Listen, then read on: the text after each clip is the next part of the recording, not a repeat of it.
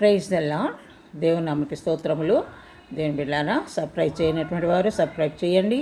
అనేకులకు వాక్యాన్ని ఫార్వర్డ్ చేయండి, లైక్ కొట్టండి. వాక్యం చదువుకుందామా? 2వ దినవృత్తాంతములు 15వ అధ్యాయము 7వ వచనం. 2వ దినవృత్తాంతములు 15వ అధ్యాయము 7వ వచనం. మీరు బలహీనులు కాక ధైర్యం వహించుడి, మీ కార్యము సఫలమగును. మీరు బలహీనము కాక ధైర్యం వహించుడి, మీ కార్యము సఫలమగును. దేవుని బిడ్డ, నీ జీవితంలో మరి అనేక విషయాల్లో నువ్వు బలహీనమైపోతున్నావేమో. ఆరోగ్య విషయంలోనేమి, ఆర్థిక విషయంలోనేమి, పిల్లల వివాహ విషయంలోనేమి, లేకపోతే ఇల్లు కట్టే విషయంలోనేమి, లేదా సేవకులైతే సేవా విషయంలోనేమి, మందిరాలు కట్టే విషయంలోనేమి, ఏ విషయంలో కూడా బలహీనం కాకూడదు.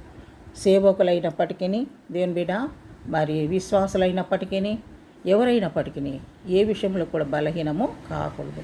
నా దేవుడు నాకు తోడుగా ఉన్నాడు, నా దేవుడు నా కార్యం సఫలపరుస్తాడు, నా దేవుడు నా అవసరతలు తీరుస్తాడని ఆ విశ్వాసముతో బలముగా ఉండండి. తప్పకుండా దేవుడు కార్యం చేస్తాడు, కార్యం సఫలం చేస్తాడంట ఆయన. మీరు ధైర్యం కలిగి ఉండాలంట. మీరు ధైర్యం వహించుడి, మీ కార్యము సఫలమగును.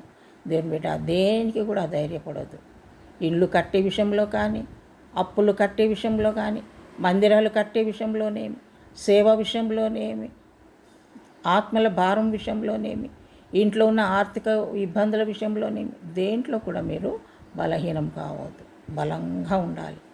బలంగా ఉండి ప్రభుని అడగాలి. ప్రభువా, ఈ అవసరత తీర్చునాయన. నేను కూడా మందిరం కట్టేటప్పుడు మరి బలహీనమైతే కాలేదు, కానీ దేవుని బిడ్డ కేవలం ప్రార్థన.